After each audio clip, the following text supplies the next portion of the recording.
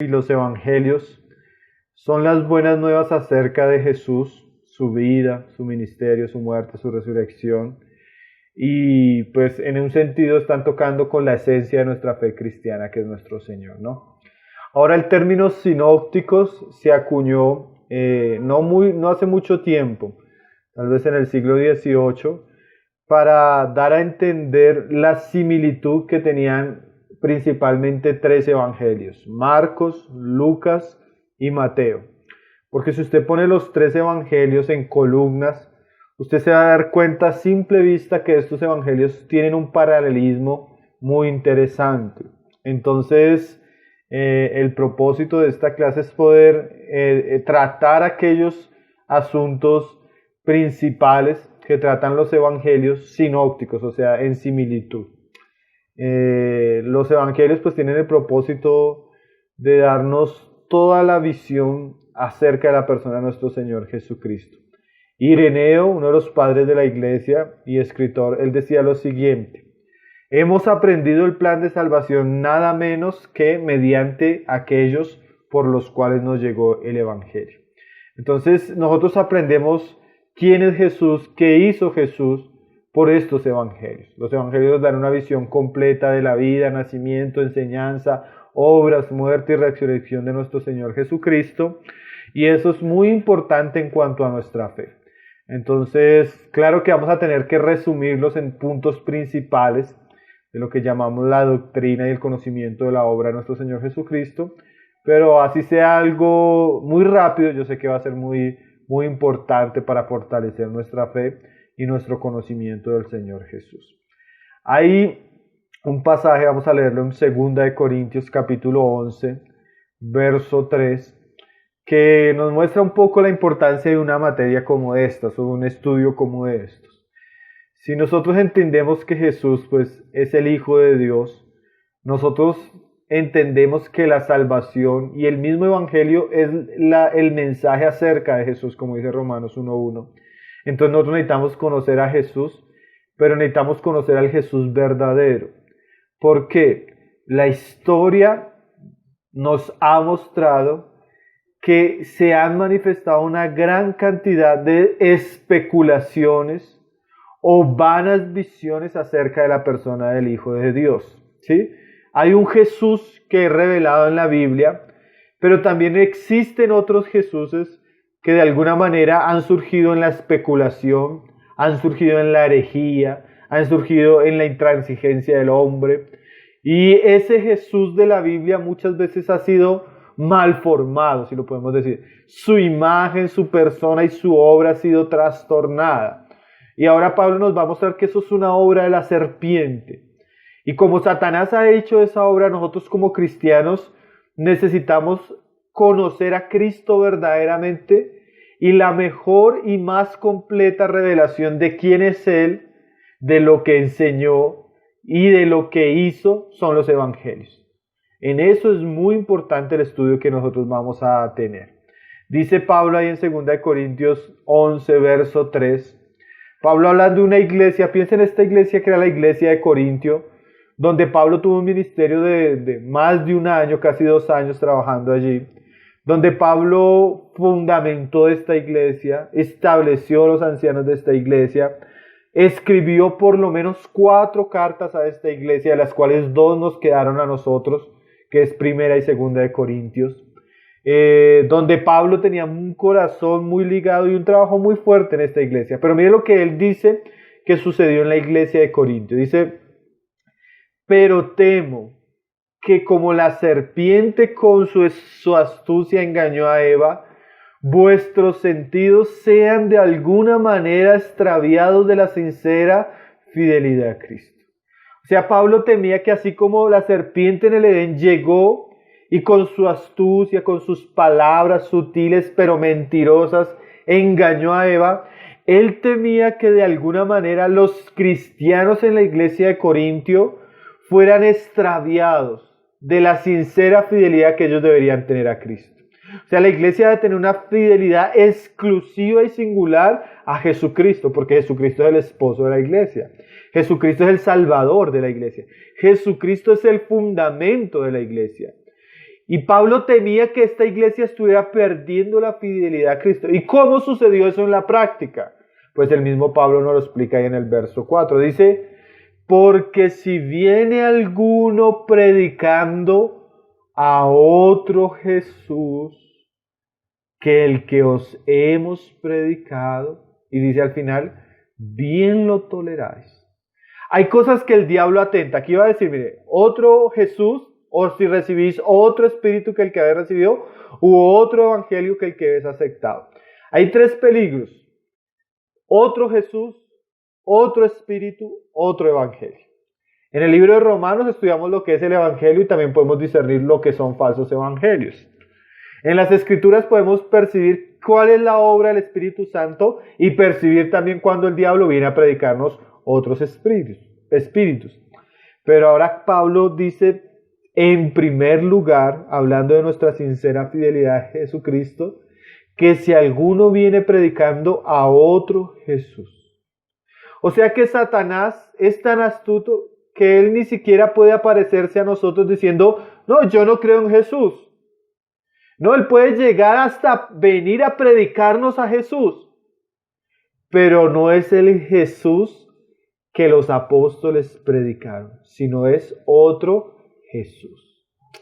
Y eso ha sido muy cierto en la historia de la humanidad y en la historia de las religiones con las cuales el cristianismo ha tenido un gran conflicto.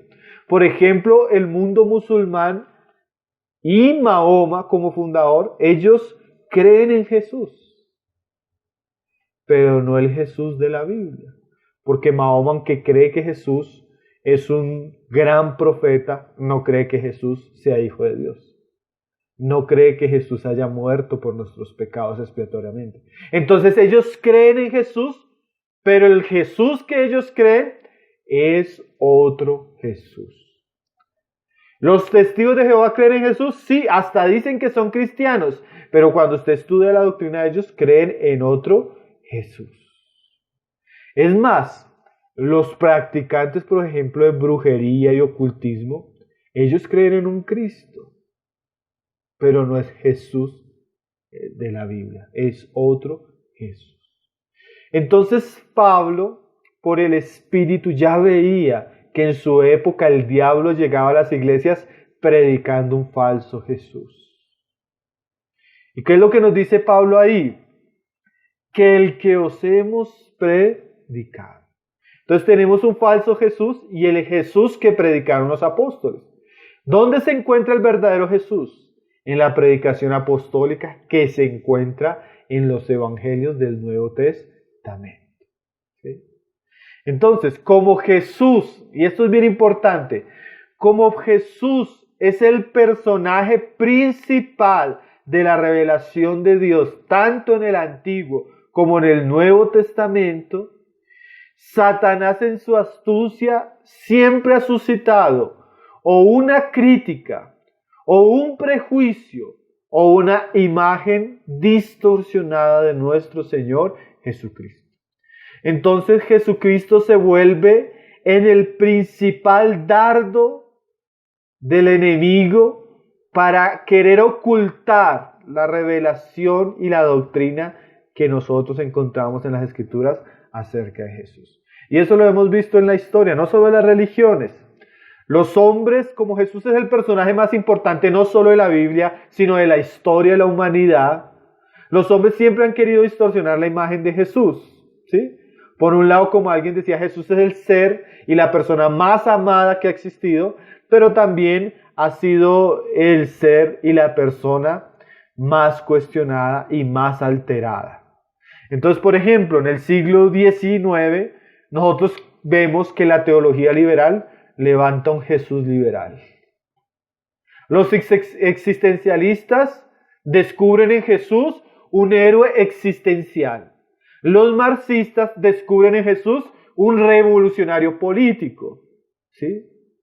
Los idealistas vuelven a Jesús un Jesús idealista. Entonces, no son pocos los ataques que han surgido siempre en contra de nuestro Señor Jesucristo. Y los evangelios sinópticos con Juan nos dan la visión completa de quién es nuestro Señor. Y eso es muy importante que nosotros lo conozcamos. ¿Cómo nació? ¿Cómo vivió? ¿Qué predicó? ¿Qué obras hizo? ¿Cómo murió? ¿Resucitó? ¿Ascendió? Esos son asuntos que a veces estamos muy familiarizados, pero no llegamos a encontrar en esencia la importancia de eso. Vamos a leer otro pasaje, ahí en Mateo 21, verso 42. Mateo 21, verso 42. El Evangelio nos muestra unas palabras de Jesús que en relación a esto son bien importantes. ¿Sí?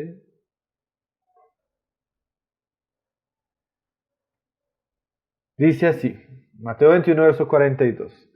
Jesús les dijo, recuerda que Jesús está hablando con unos judíos que están rechazándole constantemente, están rechazando sus enseñanzas, están rechazando sus palabras, y Él les dice lo siguiente, ¿nunca leísteis en las Escrituras? O sea, eso que ellos están haciendo, ya lo había dicho Dios en las Escrituras. ¿Qué era lo que estaban haciendo ellos que las Escrituras ya habían dicho? La piedra que desecharon los edificadores ha venido a ser cabeza del ángulo. El Señor ha hecho esto y es cosa maravillosa a nuestros ojos. ¿Qué está diciéndoles Jesús? Miren, ustedes como hombres que sirven religiosamente, ustedes son los edificadores, pero ustedes no leyeron la piedra que desecharon los edificadores. O sea, ¿qué les está diciendo Jesús? Ustedes como edificadores son los que cumplen la escritura que los edificadores desecharon la piedra principal. Y dice, esta ha venido a ser cabeza del ángulo. ¿Cuál es la figura o el simbolismo? La piedra principal o la piedra del ángulo era la piedra que definía toda la edificación, ¿sí?, en aquellos tiempos. Ahora, la piedra principal de la edificación del reino de Dios es Jesucristo. Pero mire la acusación tan seria que el Señor hace a los judíos. Ustedes que son los edificadores, ustedes desecharon lo principal. Oye, hermanos, esa acusación es tan seria que a veces en nuestros días parece que se está cumpliendo en los mismos cristianos. Los cristianos que somos por ende seguidores de Jesucristo, que deberíamos predicar exclusivamente a Cristo y a este crucificado, hoy no estamos hablando de Jesús.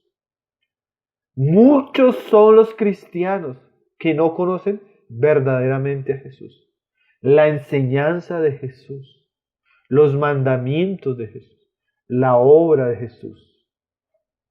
Y es triste que a veces nosotros escuchamos en una iglesia charlas de motivación. Bueno, no hablemos de cosas malas. Charlas de diaconado, charlas de sembrar, charlas de esto, y nunca encontramos una exposición bíblica acerca de quién es Jesucristo. Y eso es lo principal, porque eso es lo que sostiene todas las demás cosas. Si usted le quita el fundamento a una edificación, la casa va a caerse. Si la iglesia pierde a Jesucristo, no ha perdido un asunto más, lo ha perdido todo. Lo ha perdido todo. La iglesia puede tener edificios, una cuenta bancaria, un gran coro, instrumentos de música y una membresía grandísima. Si la iglesia no tiene a Jesucristo, no tiene nada.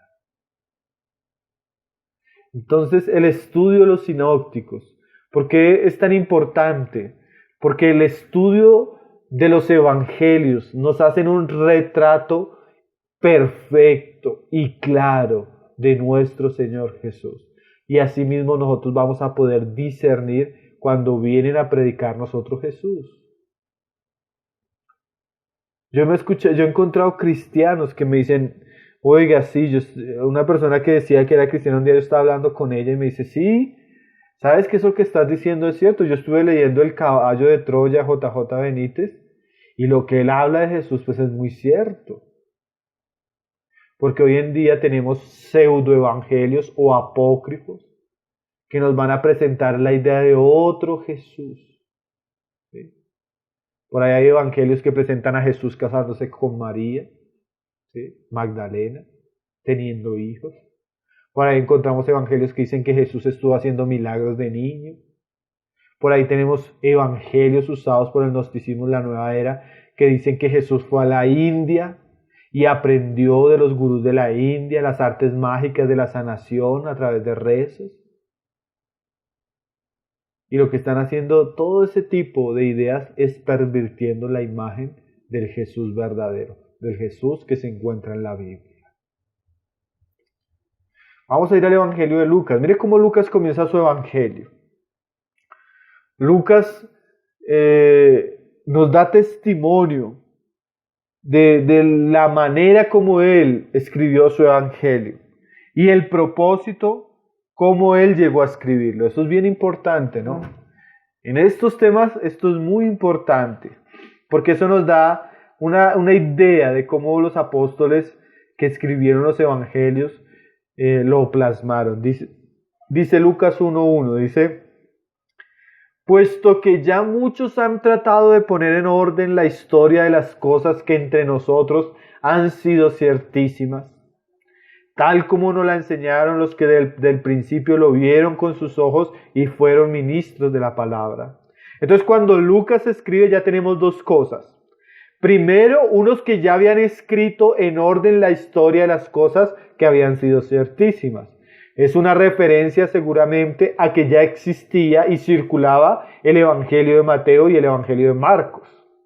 Segundo, tenemos en el versículo 2 que dice: tal como nos lo enseñaron los que desde el principio lo vieron con sus ojos y fueron ministros de la palabra. Entonces, además de los otros evangelios que ya estaban escritos, Lucas apela al testimonio ocular y a la enseñanza oral de los apóstoles que estuvieron con el Señor, que para la época que Lucas escribe todavía estaban vivos y eran testigos, ¿sí?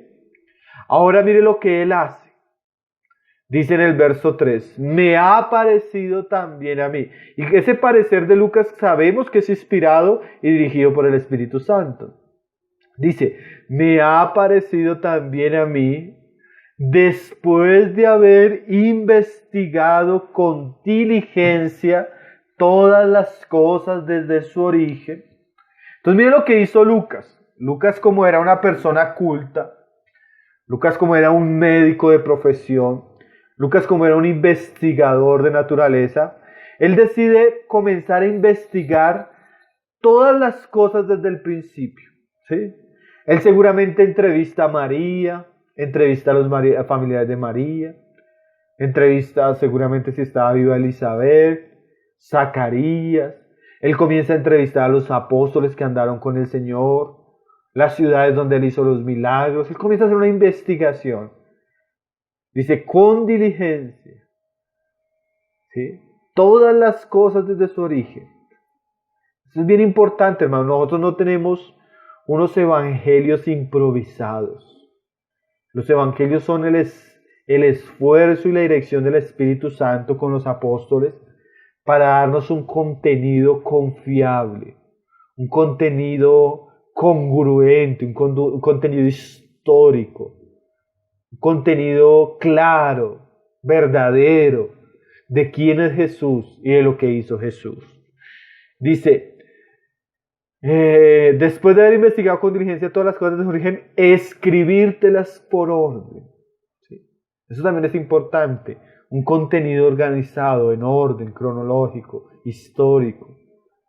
¿Sí? Dice, oh excelentísimo Teófilo.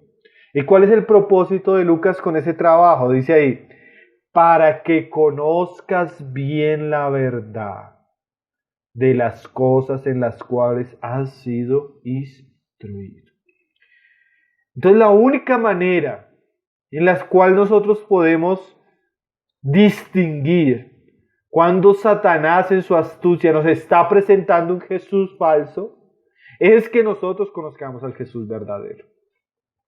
Cuando una persona entra a un banco, a esa persona no le enseñan a reconocer los billetes falsos. A esa persona le enseñan a tener contacto y a identificar los billetes verdaderos. Cuando ella identifica el billete verdadero, cualquier billete falso lo identifica inmediatamente. Así sucede con nuestra fe.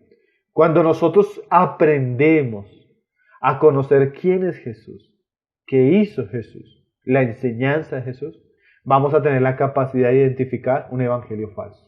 Vamos a tener la capacidad de enseñar, de entender cuando nos están presentando un Jesús distorsionado, un Jesús genérico, un Jesús moldeado a la filosofía o a la religión o a la costumbre de una época.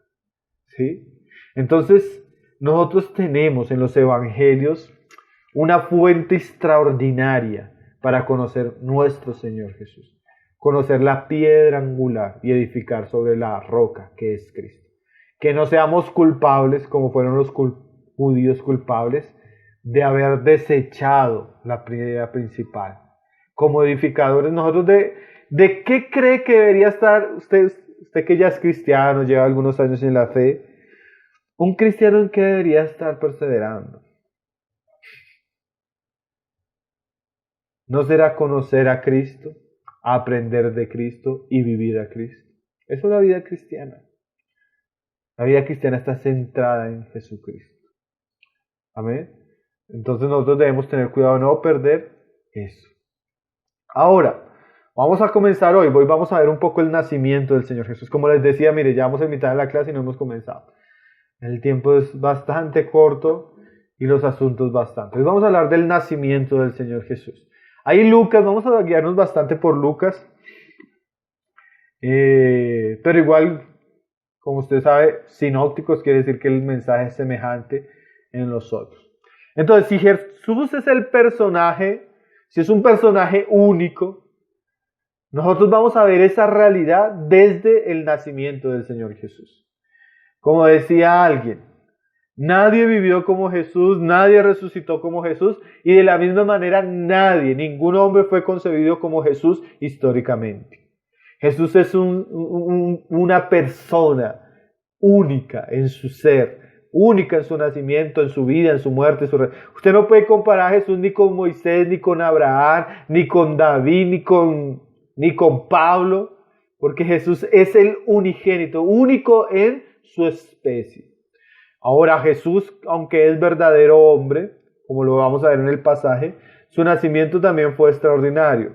Lucas nos narra ahí en el 1:26 y dice lo siguiente: al 6º mes, el ángel Gabriel fue enviado por Dios a una ciudad de Galilea llamada Nazaret, a una virgen desposada con un varón que se llamaba José, de la casa de David, y el nombre de la virgen era María. Y entrando el ángel en donde ella estaba, dijo: salve, muy favorecida, el Señor es contigo, bendita tú entre las mujeres. Mas ella, cuando le vio, se turbó por sus palabras y pensaba: ¿qué salutación será esta? Entonces el ángel le dijo: María, no temas, porque has hallado gracia delante de Dios. Y ahora concebirás en tu vientre y darás a luz un hijo y llamarás su nombre Jesús. Este será grande y será llamado Hijo del Altísimo, y el Señor le dará el trono de David, su padre. Y reinará sobre la casa de Jacob para siempre, y su reino no tendrá fin. Este es el anuncio del nacimiento. Mire lo que está diciéndonos el ángel. El ángel se le aparece a María, la saluda y le cuenta cuál es el asunto. Le dice que va a tener un hijo, ¿sí? Y ese hijo se llamará Jesús. Y el nombre de Jesús ya también comienza a decirnos mucho, que significa salvación de Jehová. Y dice en el 32, y este será grande. Y mire esta frase: será llamado Hijo del Altísimo. Y el Señor Dios le dará el trono de David, su padre. Ya este anuncio ya es extremadamente grande. Este hombre que iba a nacer, su mismo nombre nos dice algo. Él iba a ser el Salvador del mundo. Él iba a salvar a los hombres de sus pecados. No era cualquier hombre. No era el mejor de los hombres, ni el mejor de los profetas. Mucho más allá, es el Mesías Salvador del mundo. Eso quiere decir Jesús. Dios salva. Ahora dice, será llamado Hijo del Altísimo. En un aspecto singular, solo Dios tiene un hijo. En el sentido de aquel que estuvo eternamente con el Padre y participa de la misma naturaleza del Padre. Jesús es Dios igualmente con el Padre. Y ese que es Dios con el Padre y estuvo desde la eternidad, que sería conocido por los hombres, sería el Mesías Salvador que Dios había prometido como hijo de David, rey de la nación de Israel. Dice, y el Señor Dios le dará el trono de David, su padre. O sea, aquel que ha de nacer, María, va a ser hijo de Dios y va a ser el rey heredero del trono de David, cuyo reino sería para siempre. Y reinará sobre la casa de Jacob para siempre y su reino no tendrá fin. Imagínense María, que conocía el Antiguo Testamento, las promesas. Cuando ella escucha todo esto, lo primero que ella dice es, ¿cómo será esto? El ángel le dice, mira, vas a nacer, va esto. Y ella pregunta, ¿cómo será esto? Pues no conozco varón. Ella estaba desposada, que era un tipo de compromiso prematrimonial, rumbo al matrimonio, serio, pero ella todavía no se había casado, o sea, no había conocido a su esposo José sexualmente. Entonces no podía tener un hijo. Entonces aquí viene el misterio del nacimiento de Jesús. Dice ahí en el verso 35, respondiendo el ángel le dijo, el Espíritu Santo vendrá sobre ti y el poder del Altísimo te cubrirá con su sombra, por lo cual también el santo ser que nacerá será llamado hijo de Dios. Y aquí tu pariente Elizabeth, ella también ha concebido en su vejez, y este es el 6º mes para ella, la que llamaban estéril, porque nada hay imposible para Dios. Entonces lo primero que nosotros encontramos en los evangelios, especialmente en Mateo y en Lucas, es el anuncio del nacimiento del Señor y la concepción de ese nacimiento como un nacimiento virginal. O sea, la Biblia enseña que el nacimiento de Jesús fue por concepción milagrosa. Quiere decir que el Espíritu Santo vino y operó poderosamente en el vientre de María sin la intervención de un padre humano. Por eso también Jesús sería llamado Hijo del Altísimo. ¿Sí? Ahora Jesús, asumiendo la naturaleza humana a través de María, pero también siendo engendrado por Dios por la obra del Espíritu Santo, viene a ser un verdadero hombre. Ahora, aunque a primera vista parece asombroso hasta María, ¿sí? Para nosotros como cristianos, la doctrina del nacimiento virginal de Jesús no es una doctrina incongruente, porque como el mismo ángel decía, nada hay imposible para Dios. Y si nosotros creemos en la Biblia, por ejemplo, nosotros creemos en Génesis que Dios de la nada, con el poder de su palabra, hizo todo. ¿Sí? Creemos que el hombre fue formado del polvo. Creemos que la mujer fue tomada de la costilla del varón. Entonces, si creemos en Dios, que Él hizo tantas grandes cosas, no podemos poner en duda que Él pueda fertilizar y engendrar en el vientre de María al Hijo suyo, nuestro Señor Jesucristo. Entonces, el elemento milagroso de la narración es absolutamente comprensible con la visión de un Dios grande y todopoderoso. El Dios que nosotros creemos. ¿Sí? Como decía R.C. Sproul, el Hijo de María no fue generado por María misma. El Padre del niño fue el Espíritu Santo. El Espíritu Santo descendió sobre María y cubriéndola con su sombra, nos recuerda que la obra del Espíritu Santo en la creación, nos recuerda la obra del Espíritu Santo en la creación original del mundo. Nos revela que este niño será una creación especial porque su Padre es Dios mismo. Solo, y eso es bien importante saberlo, solo los que niegan el nacimiento virginal de María, de Jesús en el vientre de María, también llegan a negar que Jesús es Hijo de Dios, también llegan a negar los milagros de Jesús y también niegan la resurrección de Jesús. Entonces la doctrina del nacimiento virginal, como uno de los primeros aspectos que nos habla de la persona del Señor Jesús, es extraordinariamente importante y es un pilar de la doctrina cristiana porque ella sostiene otras grandes verdades de nuestra fe. ¿Sí? Y también divide los cristianos verdaderos y aquellos que han apostatado de la doctrina cristiana. Toda persona que le niegue a usted que Jesús es el Hijo de Dios, el nacimiento virginal de Jesús, por parte de la obra del Espíritu Santo, seguramente es una línea que va llevarle a atentar contra otras verdades que encontramos en las Escrituras. ¿Listo? Entonces, la Biblia no solo nos muestra el anuncio, nos muestra el cumplimiento de este evento, narrándonos personas, lugares específicos, precisos y con una descripción detallada que nos muestran que realmente los evangelios están narrando eventos históricos. ¿Sí? Especialmente Lucas se dedica a los detalles históricos, dándole mucha congruencia a su mensaje. ¿Sí? Ahora, como recordemos, no es cualquier Jesús, no es cualquier hombre el que estaba naciendo, era Jesús el que salvaría al pueblo de sus pecados. Vamos a ir más adelante en el capítulo 2, ver un poco el nacimiento. Lucas 2:7 nos muestra no solo el anuncio, sino el nacimiento. Jesús nació en Belén como un cumplimiento también de una profecía.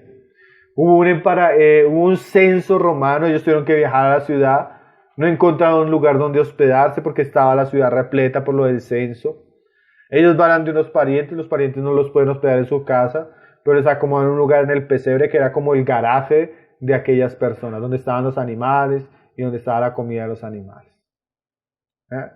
Imagínense, el ser más importante del universo, naciendo en un pesebre.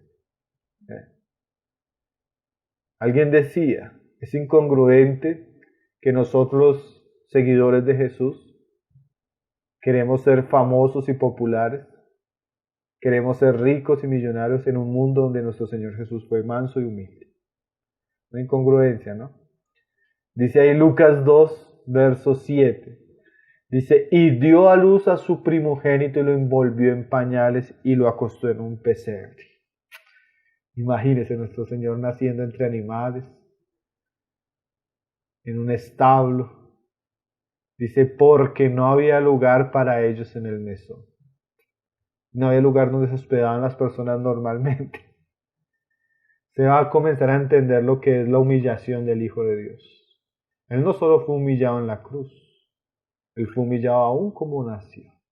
No hubo lugar para Él. El Creador no tenía un lugar en su universo creado.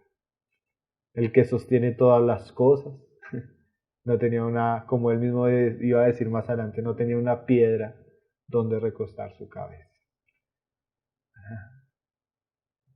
Y dice, había pastores en la misma región que velaban y guardaban las vigilias de la noche sobre su rebaño.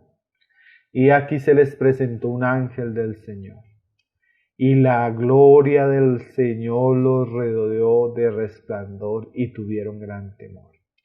Pero el ángel les dijo, no temáis, porque he aquí os doy nuevas de gran gozo, que será para todo el pueblo, que os ha nacido hoy en la ciudad de David un Salvador, que es Cristo el Señor.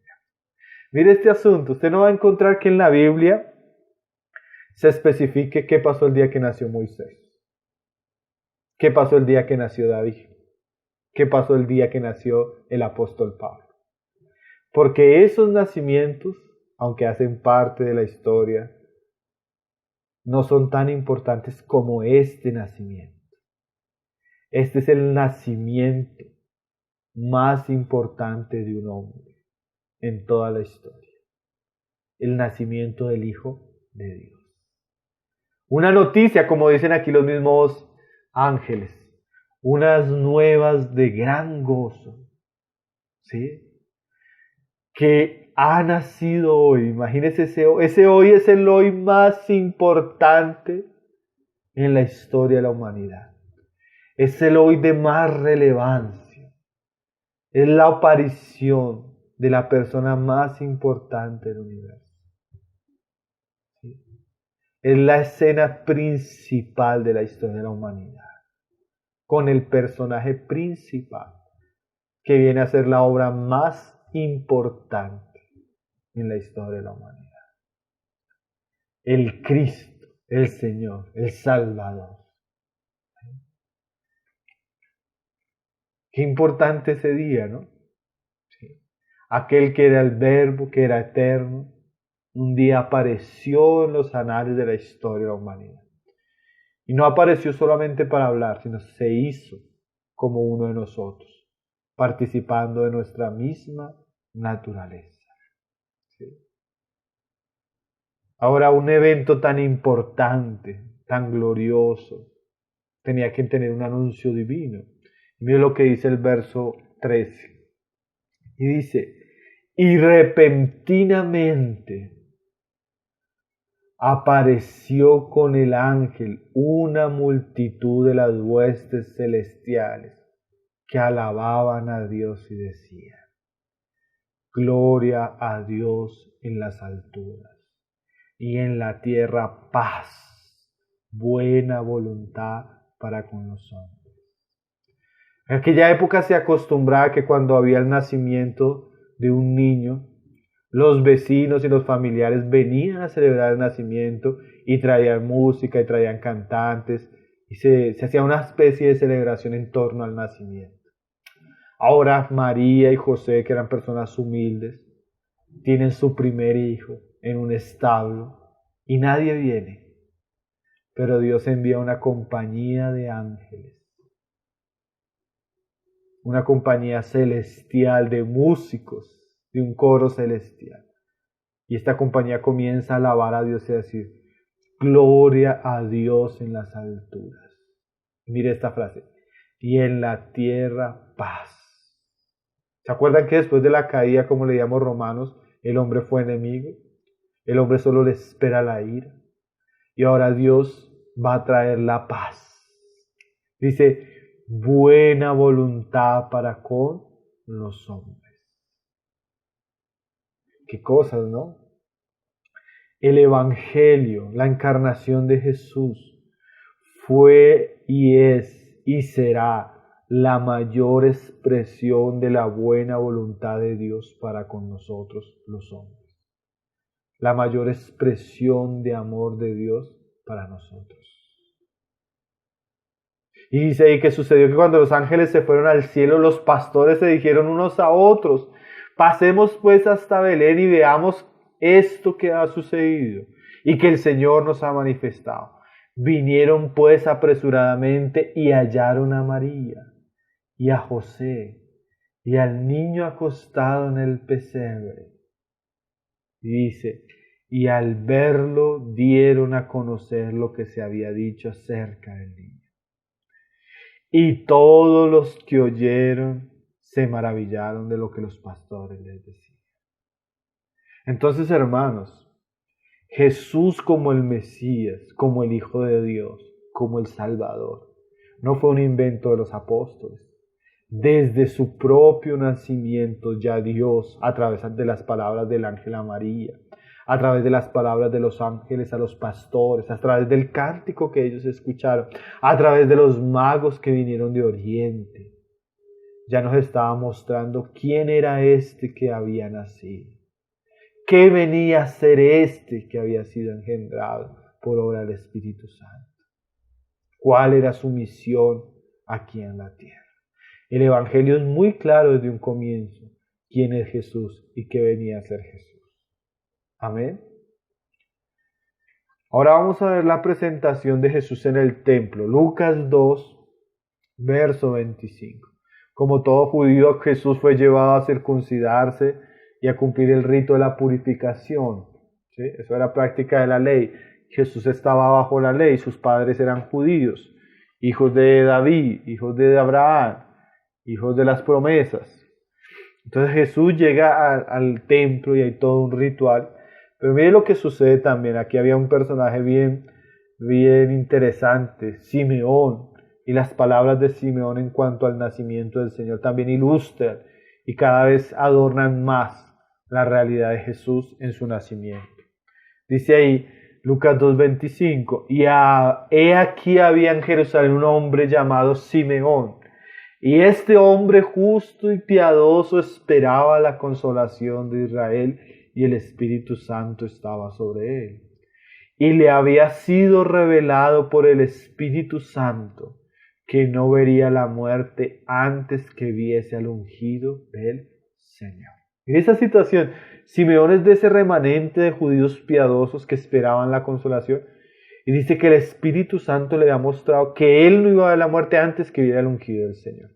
Y dice en el 27 que movido por el Espíritu Santo vino al templo.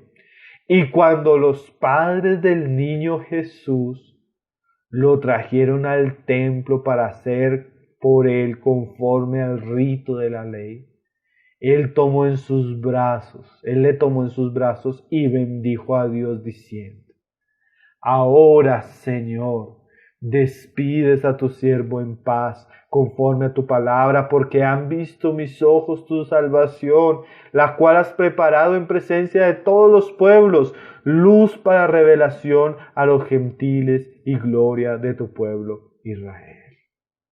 Mire esas palabras de Simeón, él toma al niño. Mire lo que dice cuando él va a orar, dice que bendijo a Dios y dijo: ahora despides a tu siervo. O sea, tú me habías prometido que iba a ver al ungido. Este es el ungido.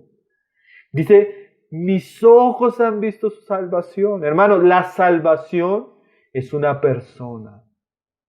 Es este Jesús. La salvación es la obra de este niño que crecería y en su madurez se ofrecería por nuestros pecados. Y mire esa frase que dice Simeón: la cual has preparado en presencia de todos los pueblos. Dios no hizo esto en lo oculto. Dios trajo unos magos de Oriente, figura de los gentiles que habrían de creer en Cristo. Dios se lo anunció a los pastores en Belén, figura de los judíos que habían de creer. Se lo anunció a Elizabeth, se lo anunció a Zacarías, se lo anunció a María, al mismo José. ¿Sí? Dice: luz para revelación a los gentiles. Simeón entendió que esta salvación y esta vida que Dios iba a dar a través de su Hijo era para los gentiles. Y dice ahí: y gloria de tu pueblo Israel. Lo mejor que le dio Israel al mundo fue a su Salvador, el Mesías, hijo de Abraham, hijo de David. Dice: y José y María estaban maravillados de todo lo que se decía de él. Y los bendijo Simeón y dijo a su madre María: he aquí, este está puesto. Esa frase: este está puesto para caída y para levantamiento de muchos en Israel, y para señal que será contradicha, y una espada traspasará tu alma, para que sean revelados los pensamientos de muchos corazones.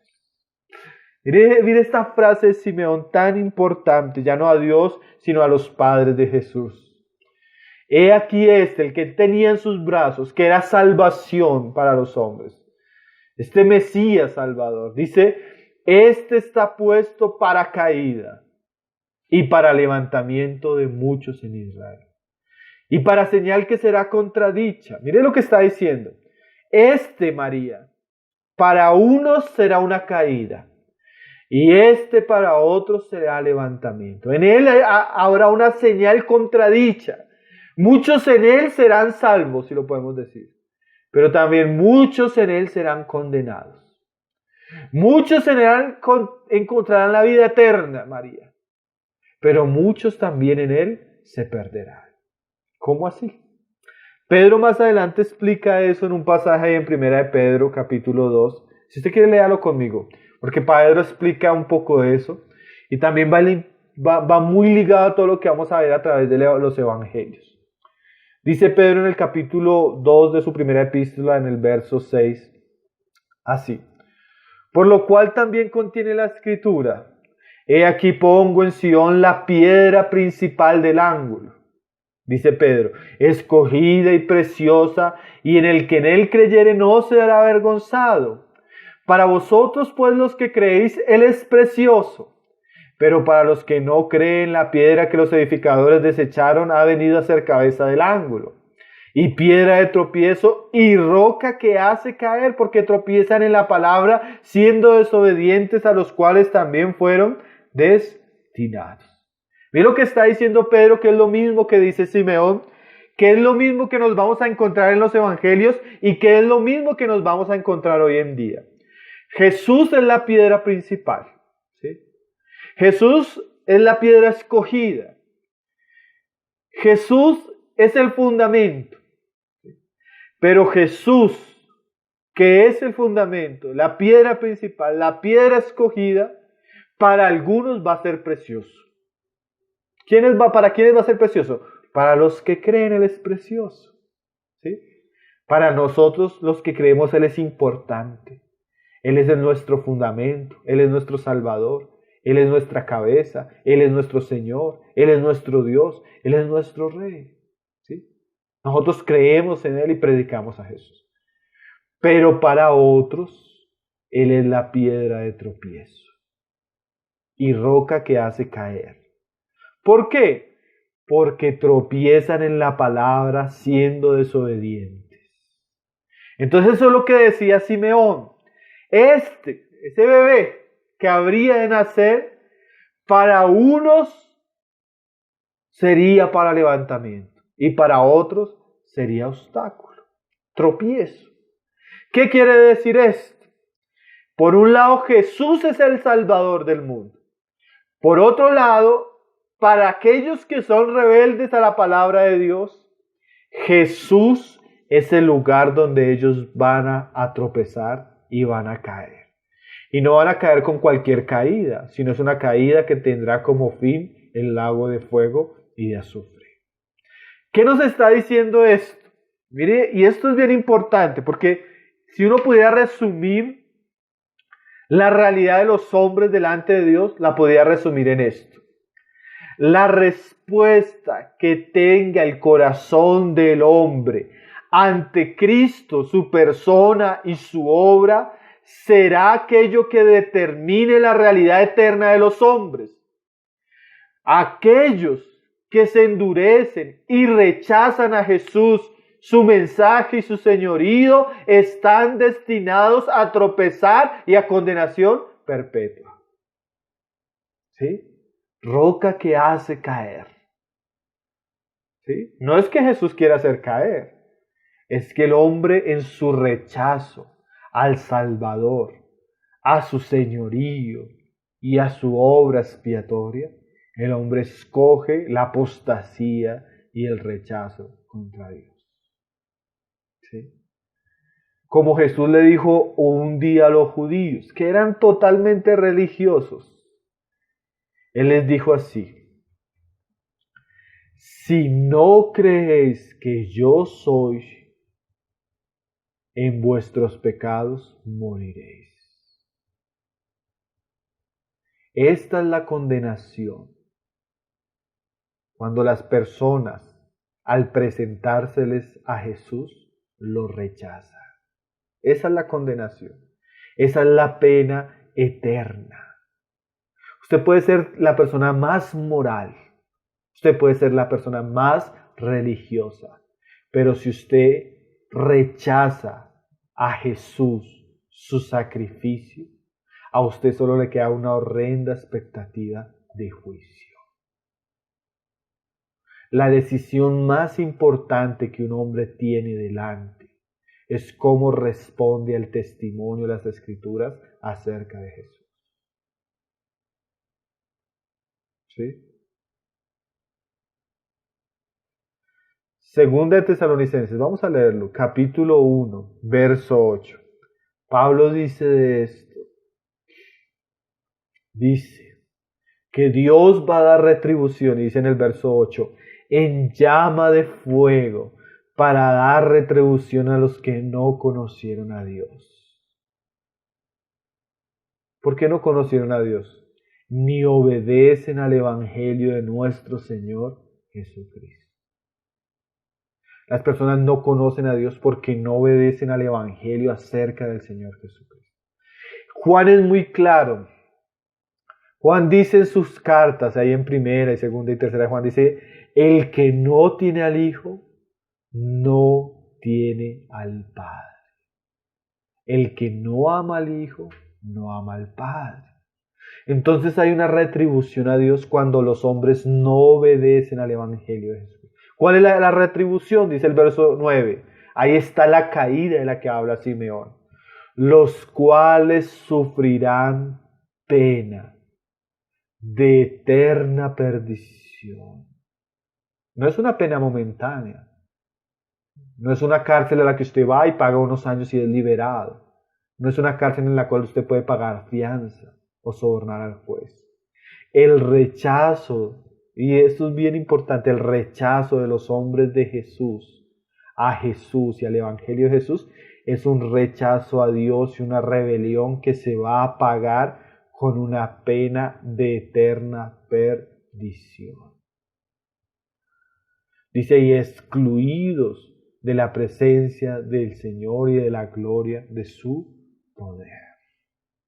Los hombres, al rechazar a Jesús, al darle la espalda al Evangelio, han rechazado la salvación y a la persona más importante de este universo.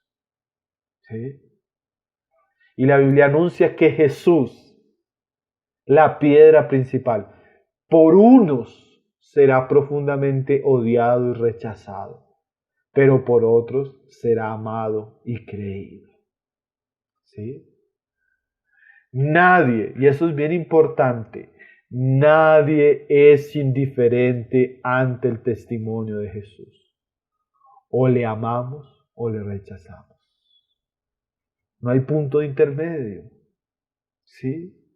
Como decía Spurgeon, donde quiera que el Evangelio de Jesús llega, con cualquiera que entra en contacto, nunca dejará de ejercer influencia. La influencia del Evangelio nunca es inoperante. Antes, siempre, en cada caso, produce un resultado importante. Él no pasa como un personaje desapercibido. Él o es amado o recibido por los hombres, o es rechazado y menospreciado. Yo en estos días ahorita un día tuve la oportunidad de estar visitando una familia y predicándoles el Evangelio. Y los padres de esta familia muy atentos, y uno ve cómo estaban recibiendo el Evangelio. Pero habían otros familiares y habían unos jóvenes ahí. Entonces después de haber predicado me senté a hablar con uno de los jóvenes. Y le dije, ¿qué piensas de lo que escuchaste? Y el joven me dijo, muy bonito, pero ahorita yo no tengo tiempo. Esos asuntos los voy a dejar para después. Yo estoy muy joven. Entonces le decía, joven, o usted cree o usted rechaza. Al aplazar usted esa decisión, está tomando una decisión. ¿Sí? Arrepiéntase y crea. Hoy es el día de salvación. ¿Sí? Nosotros no podemos ser indiferentes ante el Evangelio. O creemos en Jesucristo o estamos rechazando a Jesucristo. ¿Sí? Ahora, este bebé que nació, este bebé que fue presentado, este bebé que está en los brazos de Simeón, es el personaje más importante de la historia. Por él los hombres pueden ser salvos, o por causa del rechazo de los hombres van a ser condenados. ¿Sí? A veces nosotros podemos definir la fe cristiana muy sencillamente, muy sencillamente. ¿Cómo respondió usted a Jesús? A las palabras de Jesús, al señorío de Jesús, al evangelio de Jesús. ¿Sí? El evangelio siempre tiene un efecto, o produce fe o produce endurecimiento, o nos lleva a amar a este Jesús que nació para salvarnos, o nos lleva a rechazarle y a odiarle como muchos lo han hecho. ¿Sí? Entonces, nuestra clase de evangelios sinópticos se va a centrar en esto. Poder conocer quién es Jesús. Hoy vimos apenas simplemente el anuncio del nacimiento, su nacimiento y algunas palabras que se dijeron en su nacimiento, ¿no? Ahora esto que Simeón dice era una señal que se iba a ver a través de todo el ministerio de Jesús. Usted va a encontrar personas que aman a Jesús, que creen en Jesús, que experimentan su poder, que abrazan su enseñanza, que lloran con su muerte, pero también se alegran con su resurrección. Pero usted también se va a encontrar un mundo religioso que persiguió a Jesús, que odió a Jesús, que no pudo escuchar las palabras de Jesús, que cuando tuvo la oportunidad conspiró contra Jesús, y cuando les llegó el momento crucificaron a Jesús. ¿Sí? Una señal contradicha, pero una señal que iba a acompañar a este que es la piedra preciosa, la piedra angular, roca para salvación para unos y también piedra de caída para otros. Entonces, en nuestro estudio de los evangelios sinópticos, así de pasada vamos a tratar algunos aspectos importantes de la vida, el ministerio y la obra de Jesús. Cada vez que nosotros vamos conociendo eso, vamos a amar más a nuestro Señor Jesús. Vamos a conocerle más. Y seguramente esto va a despertar y va a renovar nuestro deseo para ir a los evangelios, para recibir la palabra de nuestro Señor y para predicar un evangelio más puro, un evangelio centrado en Jesucristo y este crucificado.